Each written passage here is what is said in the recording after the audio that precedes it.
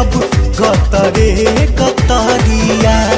एक साथ जय हिंद बोले ले हिंदू मुसलमान, एक साथ जय हिंद बोले ले हिंदू मुसलमान।